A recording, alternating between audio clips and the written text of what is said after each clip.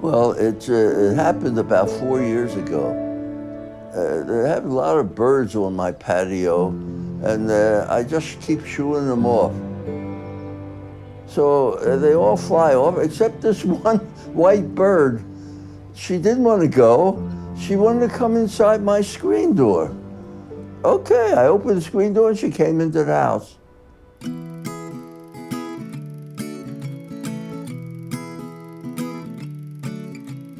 I can't look at the rocket launch, the trophy wives of the astronauts, and I won't listen to their words, 'cause I like birds.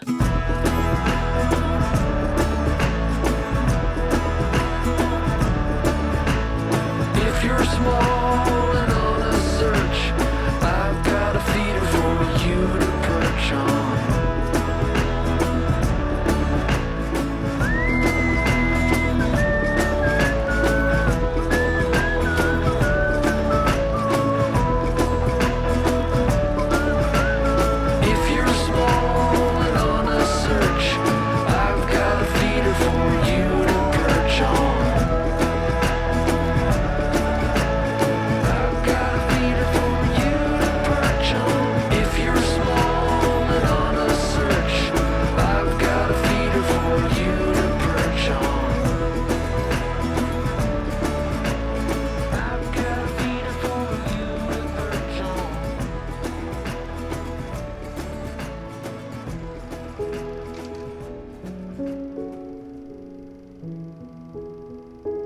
It always seemed like, from the pictures that I saw, because of course, you know, it's all from pictures, it was like in the movies they met. My parents were married in 1953. They're both born in America. My mother came from a Sephardic background. Her parents were born in Turkey. My father's also was born in America, but his parents came from Russia and Poland. They met at a wedding of one of my mother's cousins. There was some story there, but I don't really remember it. They met at a wedding, at a friend's wedding. My father keeps on telling us how he saw my mother, like, across the room, as they say. My mother was a beautiful woman. And my father was just so everything was there, like really, you know, the whole package.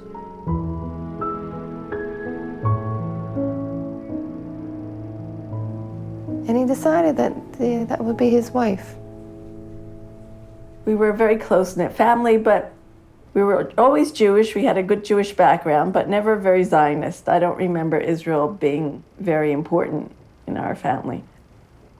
Well, for reasons that no one quite understood, they decided to make Aliyah and come to Israel.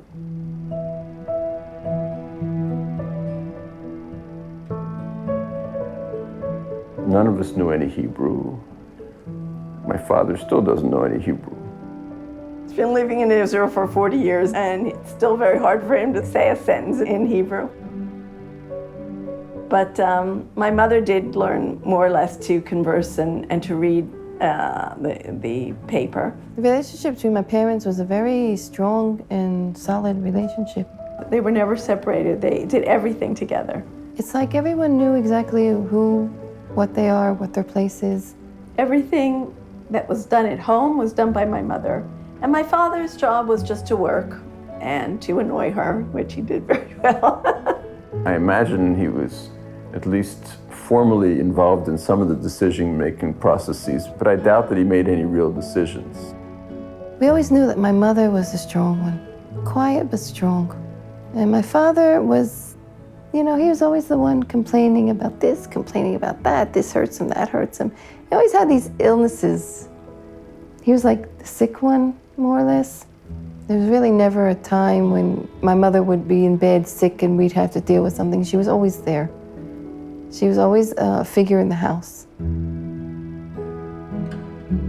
They rarely argued, and when they did, words were never said. My mother would get this nasty look on her face, and she would talk in monosyllables, and then we knew that there was a problem. Never were voices raised or anything. You just knew that you did something wrong. They were happy. I think we were all pretty happy as a family.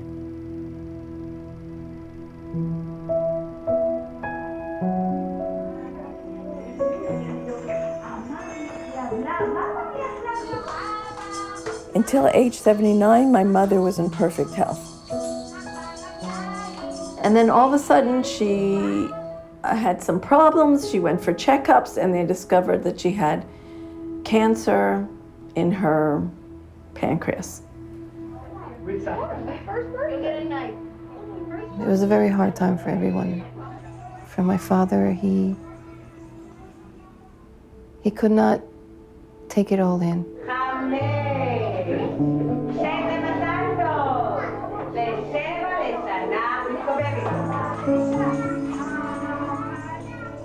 He actually never believed it would happen. Really, he was living, well, my whole family was living in incredible denial. And they kept on saying to him, "Are you prepared?" And he kept saying to us, "Why are they saying to us prepared? Why are they asking me why am I prepared? What am I prepared for?" He just refused to accept that, he kept thinking all his life that he would go first, especially since she was a healthy one.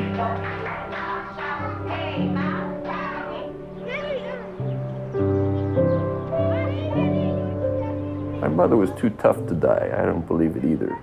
She held off, the angel of death just by sheer willpower. She was already almost nothing, but she stayed alive. Anyway, so my mother passed away in July of 2009. Just a few days before Tisha B'Av. The last years when he stopped working, they were together 24 hours a day.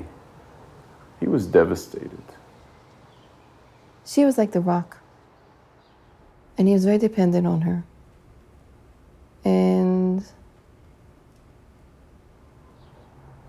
when she was gone, it was something that he couldn't take in altogether.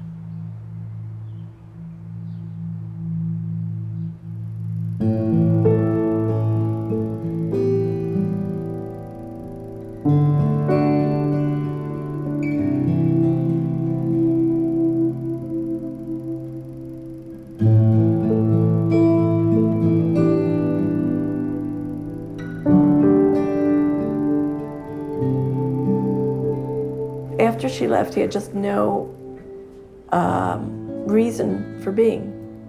She was always there doing everything for him. And all of a sudden he had to deal with things by himself. And I remember my sister and I were here all the time. But we couldn't come to live with him. And a lot of times we would cook and leave things in the refrigerator. But he didn't want food. He wanted the idea of eating with somebody.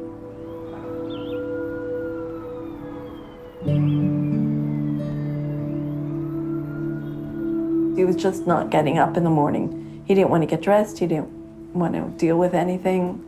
He was really sad. I remember him saying to me, "She didn't leave me. She's here on my shoulder. She's with me all the time. She didn't leave me." Almost 60 years married. I couldn't talk to anybody. If anybody mentioned my wife's name, I would cry. And all of a sudden, I see her walk out of the hallway from the bathroom, and she comes up, she looks so good, and smiles at me. I guess it was a couple seconds, but I saw her, and really, she walked out there to me, and that was a wonderful feeling. And then after that, my birdie came to me. She sent it down. She sent me my birdie down to me. That's my company.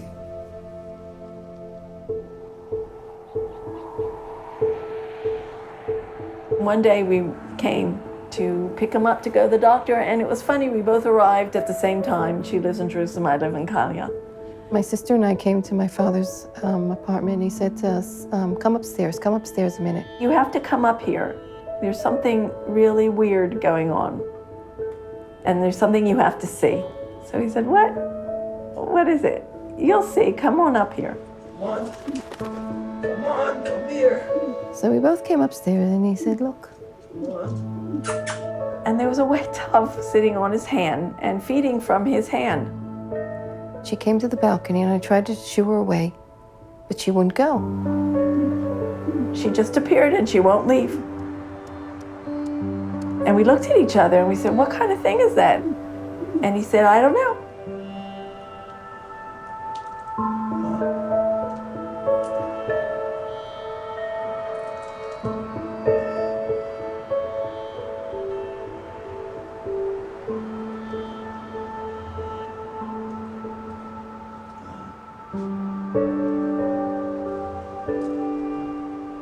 First I heard about it, my sisters told me about this bird.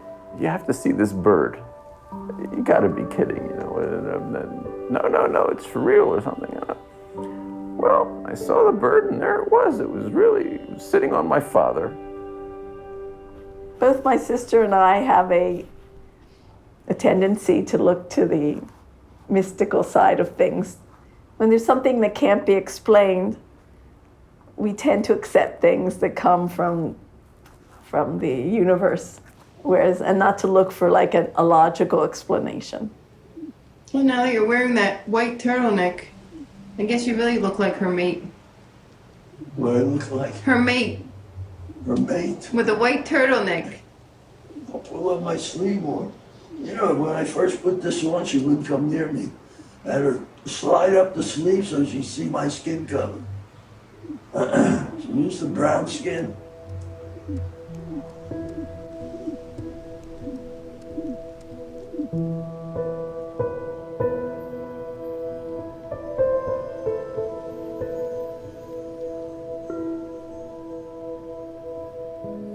Beautiful white dove. And she was sitting on his shoulder. Now the first thing you say to yourself, wow, you know, and I kept remembering how he said to me, your mother never left me, she's on my shoulder. Come. And by the end of the week, the bird had just moved into this house. That's how the bird came into our life, and it was just unbelievable.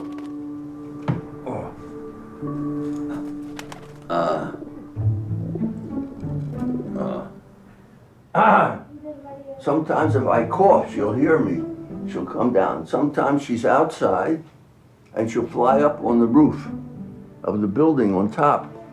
And I don't see her, and I call her. All of a sudden I see a little face sticking out over the top of the building looking down at me from the roof outside.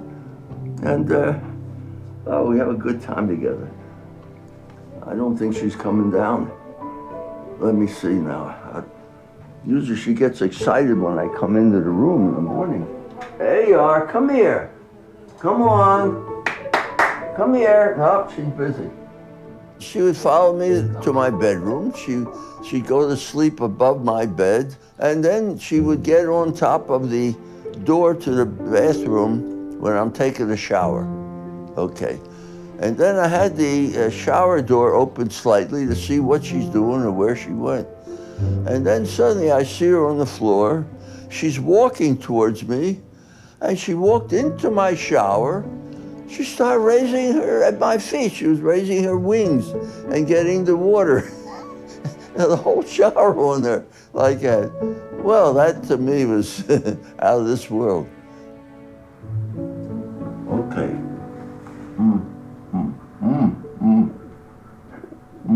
In the beginning, it was something that you thought should probably fly away, but the connection between them was something that you couldn't comprehend it. Come on. Many times I hear commotion out in the hallway, so I would open the door to see who it is, and there she is on my shoulder, and I come out to see them. They'd all stop talking. I'd see the bird there. So eventually, the neighbors all referred to me as the Birdman. And that was my title. She was always around him. She went wherever he went. She wouldn't let anybody sit in the chair where he sat. She would peck at them. My grandson came one time and sat in my chair to watch television. And he came back, I came back. He says, "What's wrong with that bird? She attacked me." "What do you mean attacked you?" She started jumping on me. I had to get out of the chair. Great bird.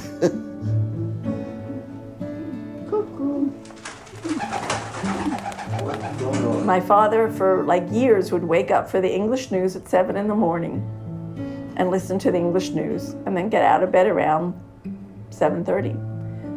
And while he was depressed, he just didn't want to get out of bed. And all of a sudden, this bird was getting him up at 7 in the morning to listen to the English news every morning.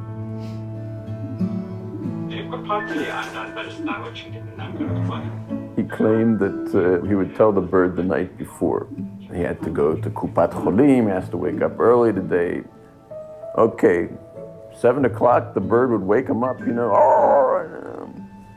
okay, right, I gotta go or something. He would never share his feelings with us, God forbid. But you could see that it just made a total change in the way he felt about the world, the way he felt about himself. The bird gave him an identity, in a sense, in the neighborhood. You know, he'd wander around with this bird on his shoulder. People would stop, people would start to talk with him. He was much less lonely. Imagine me and you, I do. I think about you day and night. It's only right to think about the girl you love and hold her tight. So happy together. I can't see me loving nobody but you for all my life.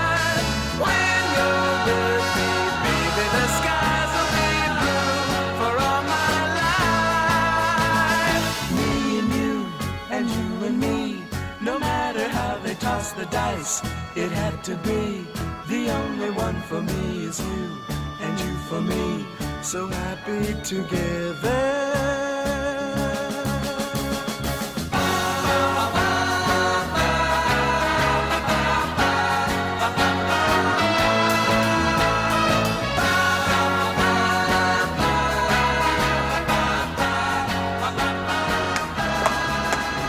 That's her, yeah. The crazy flying turns upside down at times.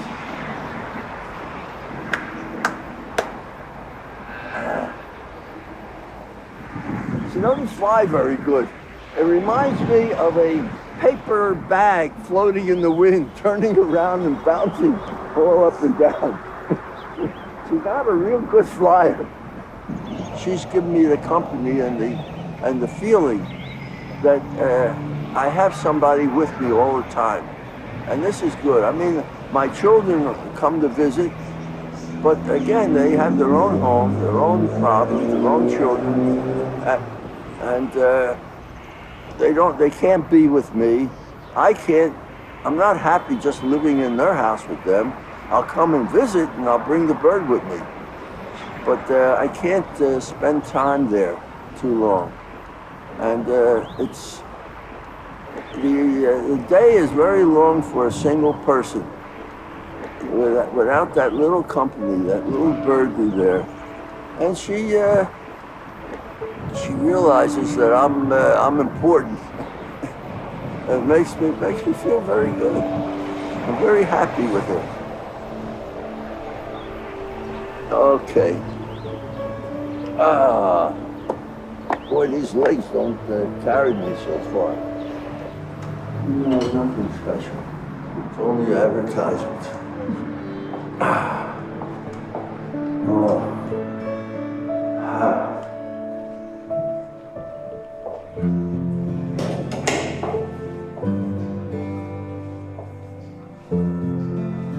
You know, this has been very good for me. I've been on my feet more than usual. Come here, little girl. Come on. Come on. Where are you? No, there you are. She's sticking her little head out over the edge. Come here, little girl. She's watching. Come on, come on. Come on. Here you are, here. First Tu B'Shvat, after my mother died, of course brought the bird. So we're sitting there, and we're Sephardic. At least we were brought up as Sephardic. And then each child would get a talega, which would be like a little sewn sack, and he would put this. He would gather different nuts and fruits and things from the table.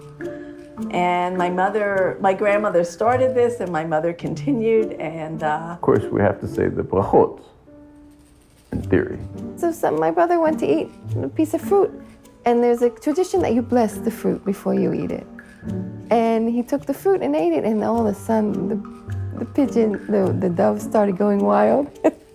She raised her wings and started flapping, and we all looked at her like it was like... The bird is like sitting up with this expression on its face, like shocked. We didn't know what was going on. She just started flapping, and we didn't see any cat or dog or anything around her, but she just got very upset and very anxious. And I'm looking at this bird and I'm thinking, oh my God. Okay, everybody. Looked like my mother when she was mad. She had this expression on her face like, like once again, she wouldn't say anything, but you knew that you were in big trouble.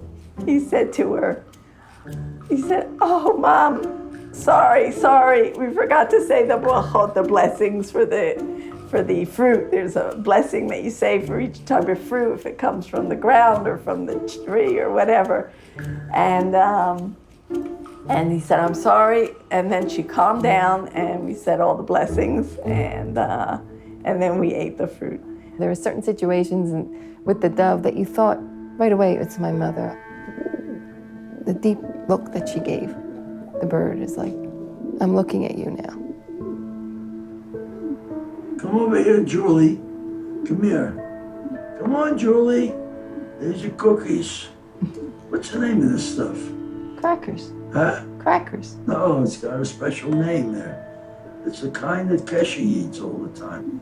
Don't have any flour in it. Okay, here you are. Here.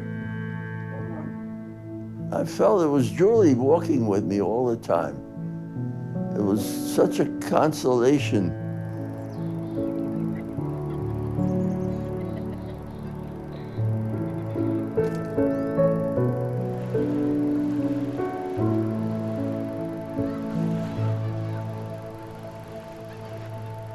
I also have a second brother, Shimon, who is an integral part of our family.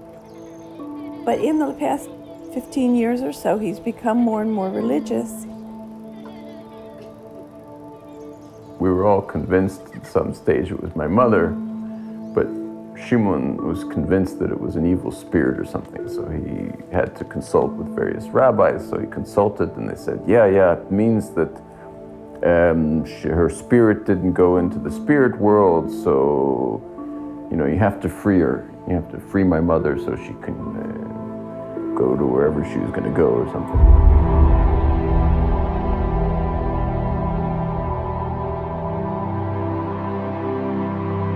As soon as I brought to my Shimon's house, right away he sends his son out. He comes in with a piece of an olive branch. He says, put it in the bird's mouth. The bird didn't want it. It's something that is known in Jewish tradition, that when an animal appears after a person has passed away, it is sometimes considered the soul of the person who is trapped between the worlds. And for my brother, it was very upsetting. He thought that this bird, who is probably my mother, is trapped between the two worlds, and it is very important to let her go. To say, to megureshet, megureshet, megureshet, and tell her to go away. So he told that to my father. My father absolutely refused. He said, I know, I want her to stay. I don't understand why she left in the first place, and I want her to stay.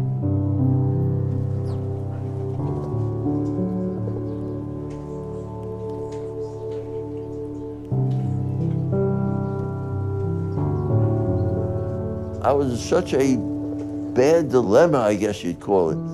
I couldn't talk to anybody about the dove, the bird, because as soon as I mentioned my bird, I'd start crying.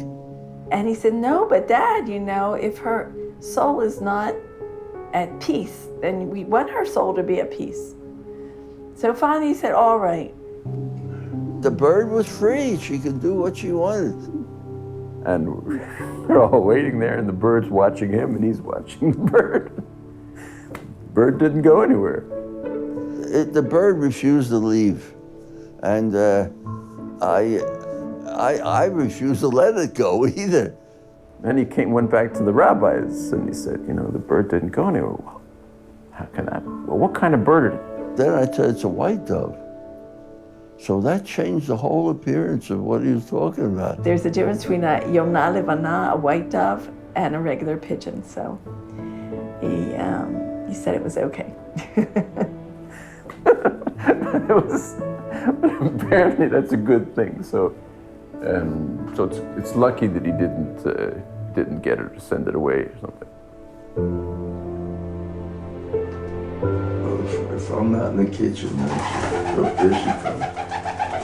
She's back. I get emotional about this thing, but I believe, and my son, the rabbi, the one who's in the school, the religious school, he says it must have come from heaven, because the bird.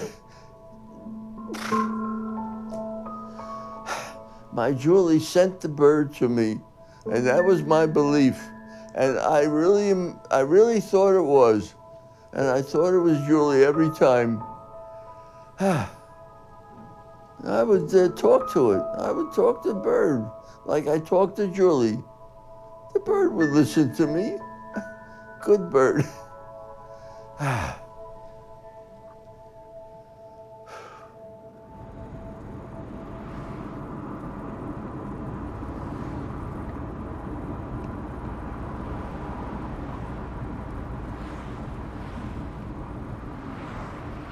My daughter lives at Kalia, and every time we had an occasion or opening or party or something, or if the weather was cold up here, go down there to warm up. The bird would come and got to know Kalia and got to know the neighborhood.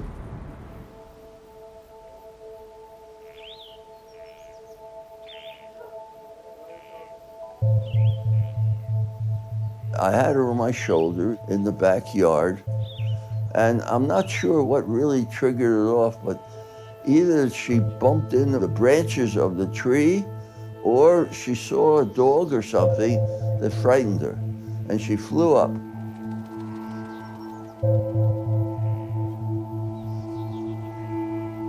And boy, I called her and she never came down, and she was flying in the direction of Jericho.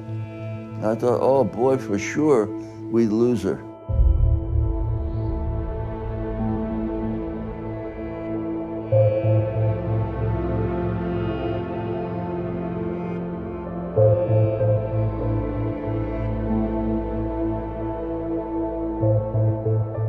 Then we went back to Jerusalem.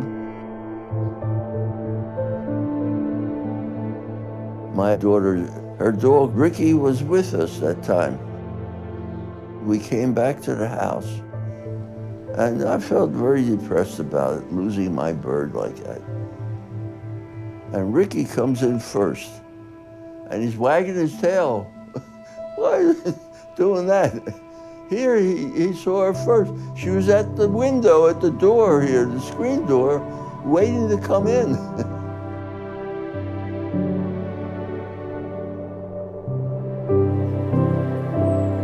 And I just opened the door, and there she was. She had flown, what was it, like 25 kilometers from Kalia, a kilometer high from the low level up to Jerusalem, and she made it. It was like unbelievable. He was amazed, we were amazed, and very thankful. And that really shows the connection that they had between them.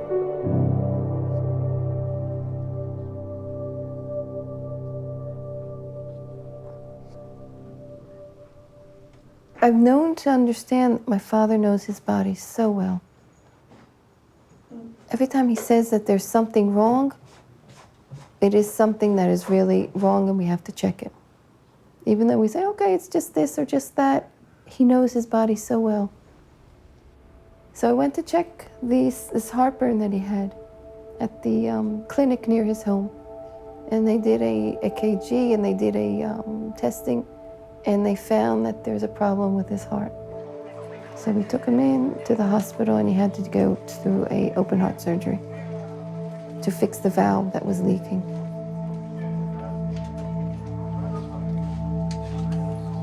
I think his heart broke because my mother wasn't here. I don't think I was frightened of anything. When I was a little kid, about 10 years old, I was skating on the pavement, and near the corner, there was a drugstore, and I skated past there, and suddenly I heard a hollow sound come up as I went over that particular section of sidewalk.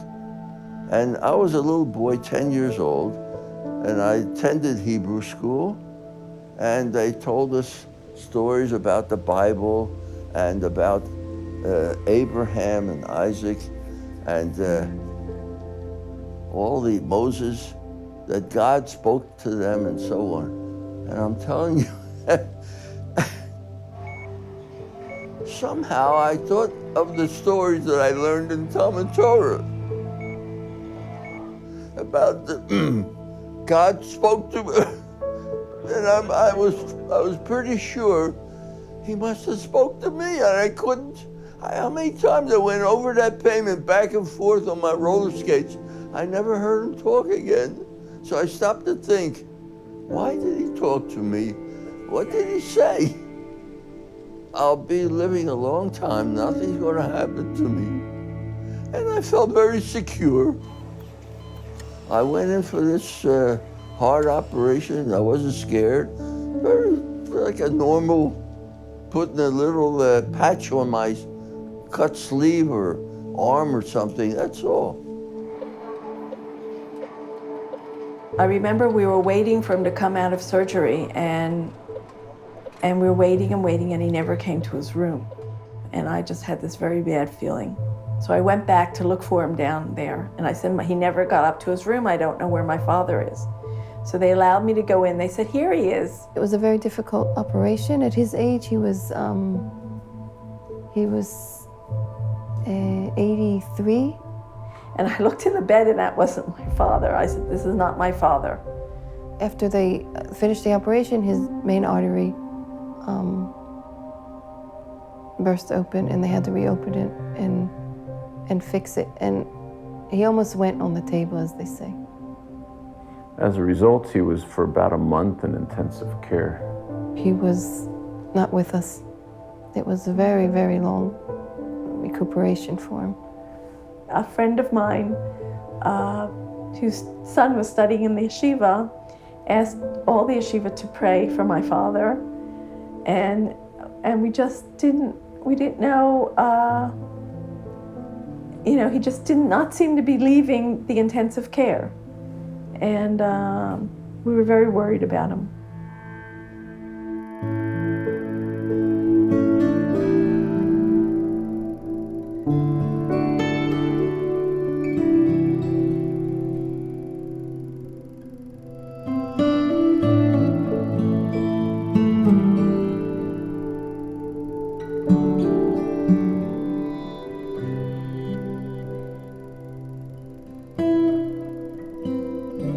It was a tough time.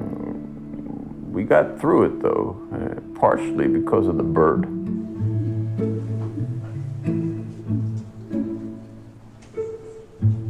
During this time, he said, I want to talk to my bird.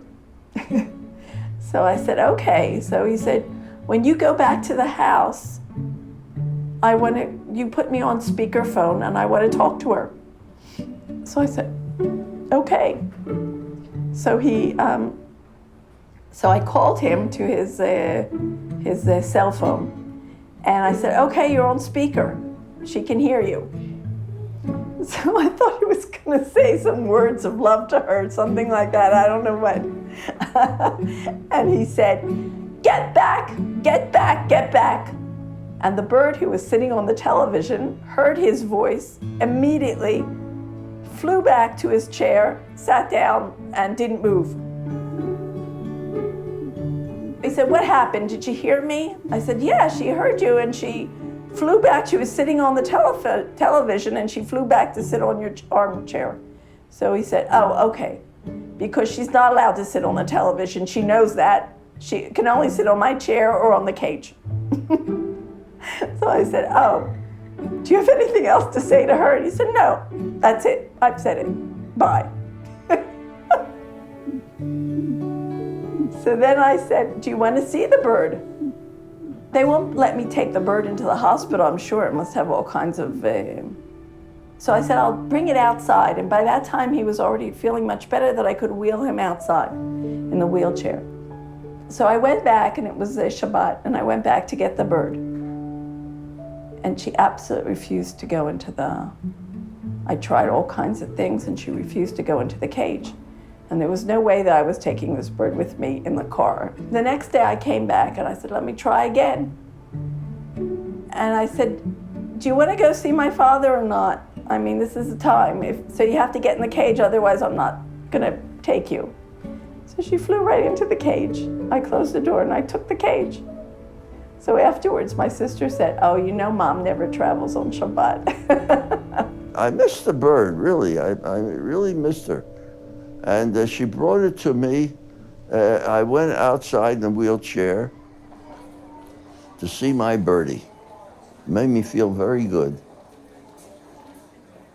Even though all these people were just running around and noise and everything, when she sat on his lap in the cage, he was like the calmest it could be.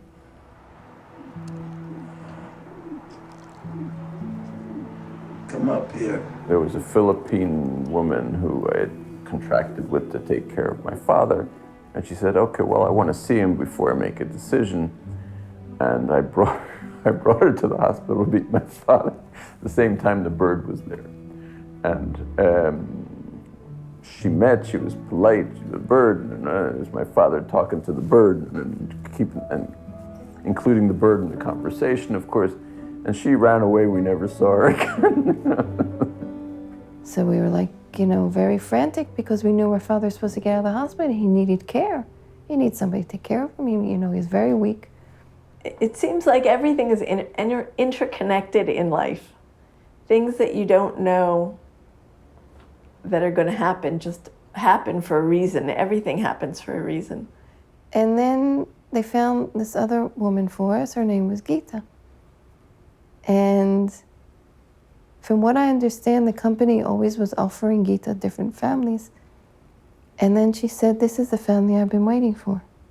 As a result of the broken heart, Gita was able to come in.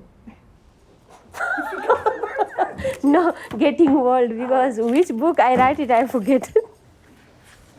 Well, you just sang it to me the other night. Yeah, but the other line is... Oh, one line. Oh. Yeah.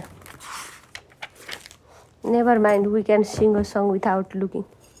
La la la, la la, la la la, la la la la la. अनजान राहों का राहों में घेरा है, अनदेखी बाहों ने हम सबको घेरा है. ये पल उजाला है, बाकी अंधेरा है. ये पल गंवाना ना हम सबको मेरा है. जीने वाले सोच ले, यही वक्त है कर ले पूरी आरज़ू. आगे भी जाने न तू, पीछे भी जाने न तू. जो भी है बस यही एक पल है. My Julie had a collection of records, and I showed it to you, and you played them, and you picked out a few of them, songs that you thought was so nice. Yeah. And I really enjoyed hearing that. Yeah. I think that sold me on you. Sorry. And she's like family, and she takes such good care of my father. And he's so important to her, and it's not like, you know, these stories you hear about people taking care of them when they care. She really cares for him. I forget this is That's a. one thing my mother did not have. I have to write here.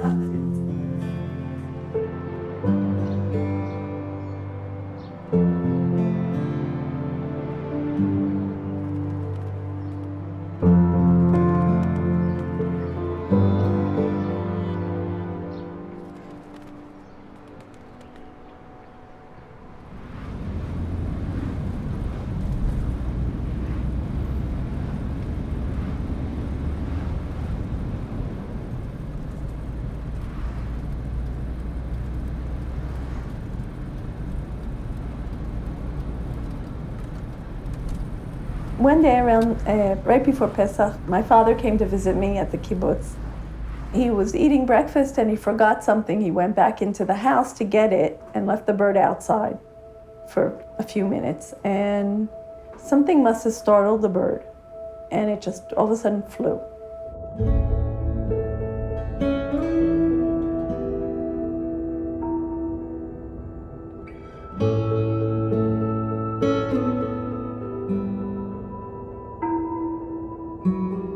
When I got up that day, I said, "Where's the bird?" And he said, "She flew away." And he wasn't concerned because this wasn't the first time that the bird had left the kibbutz and flown away. And I said, "Well, did you call her? Did you look for her?" He goes, "No, something must have startled her." And he wasn't concerned about it.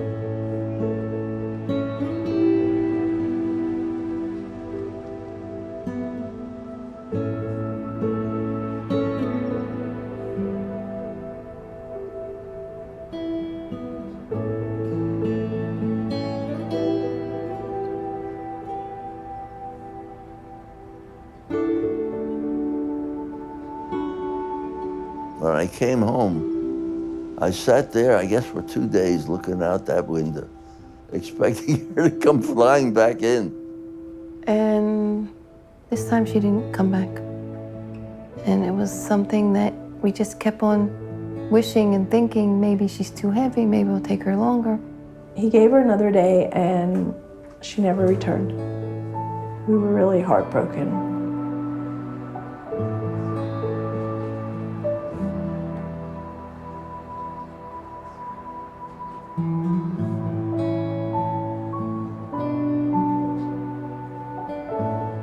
We all wandered around looking for the bird. You know, anytime we'd see like something white or something, we'd look around. And he kept on waiting for her and waiting for her. And when he realized that she wasn't coming back, it was like losing my mother again. I don't think that my father ever realized what was happening, how really special this whole phenomena was of this bird. There was a thinking that any dove that he brought home would be the same.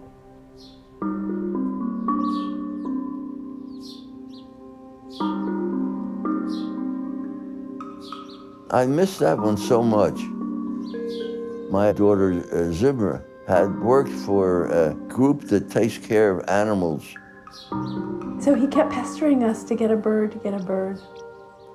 I thought, oh, I'll get another white pigeon. And one of the ladies had a cockatoo. All right, fine. I went to the house. We picked up the little bird. She's a small one, not as big as a regular dove. Then one day, I had the door open, and she just flew out. One time I went by a pet store, and they had 2 doves. And I said, "Well, I just want one white dove." And they said, "No, but there are a couple. You can't separate doves. Once they join, they can't be separated." I brought back the 2 birds to my father, and he had them for 3 months, and they didn't even look at him. They ignored me completely. They would go out of the house, they were trained here, and they would stand on a roof somewhere. They refused to take any food from him. They got very startled when he tried to get near them. It was like two wild animals, and that wasn't what I looked for. I looked for a dove that took care of me, watched me.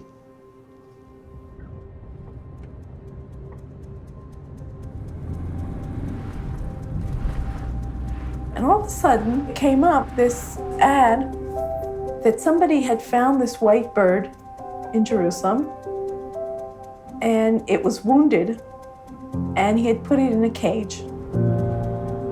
And I wrote a letter saying that this might be the bird that we've been looking for, and if he could notify me. And he said, yes, he has the dove. Whenever my father's ready, he should come and get it. What's his name? Badr. Okay, fine, Badr. At that time, we really didn't want to go into East Jerusalem. You know, I didn't know my way around there. I wasn't too, security-wise, wasn't real happy about driving around there. For some reason, I sat in the back seat and my father drove. My father didn't know where he was going. And all of a sudden we had a flat tire.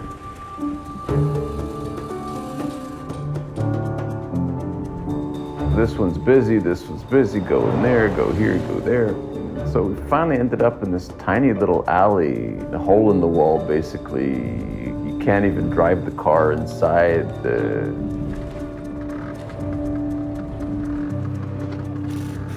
So I go in there, talk to the guy and said, you know, by chance, do you know anybody named Badr that has like birds around here? And then the guy looked at him very weirdly and he said, why are you asking? And he looks at me, yeah, that's my father. What? So.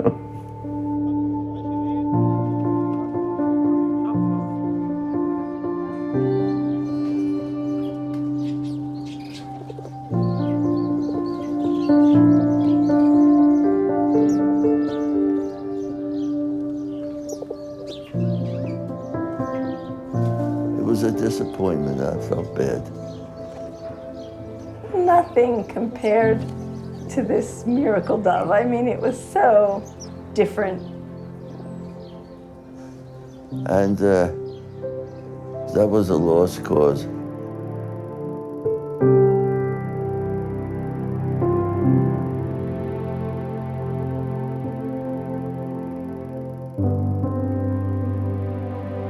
So I decided, I think I had enough of birds and doves. I don't think I want to see anymore.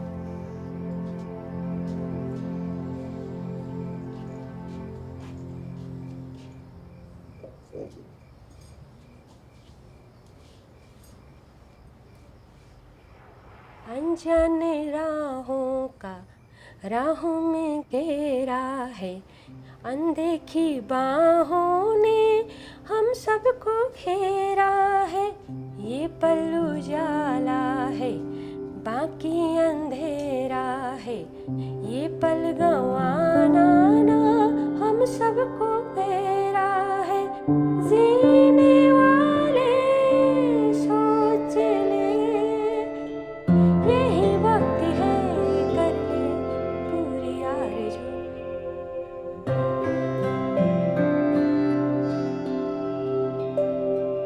आगे भी जाने न तू पीछे भी जाने न तू जो भी है बस यही एक पल है I kept thinking that this was my mother's way of telling me that the bird can't come back and she can't send him back. It wasn't easy for any of us, but I think to have this unbelievable creature come into our lives and to take care of our father.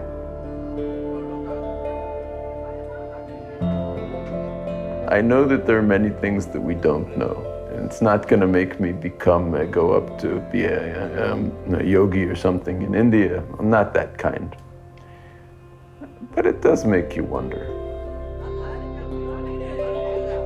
I think it's only once in a lifetime that you see these things come, and it's a gift. Not everybody gets to enjoy these gifts that they get. Many things that happen to us in life,